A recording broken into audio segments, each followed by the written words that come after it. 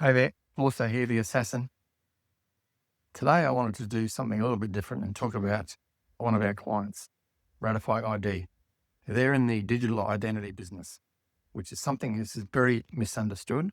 It's groundbreaking tech and it's the future of working out who you're dealing with. Now, in the past few years, we've been hit with some pretty big data breaches.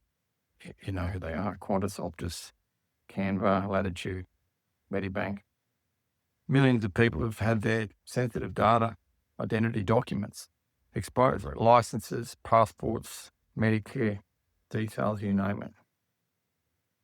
And here's the uncomfortable truth. Every business that stores identity data becomes a target. Most small to medium businesses aren't built to protect that kind of information. But legally, you're still required to verify who your customers are. So the real question is, how do you verify a person without holding their personal data? That's exactly where Ratify ID comes in. Let me explain in plain English.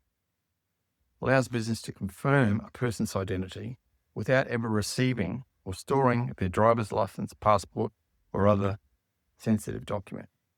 Here's how it works. The user uploads their ID into their own secure device, normally your phone. Ratify ID checks and verifies it privately using accredited identity checking technology.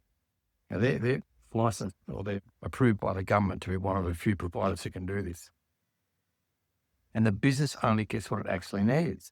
A simple yes, that person is that person, or whatever minimum information is required by law. Age verification, identity confirmed, eligibility confirmed.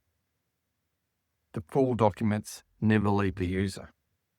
They're not emailed, they're not stored on servers, they're not sitting on a database waiting for a hacker.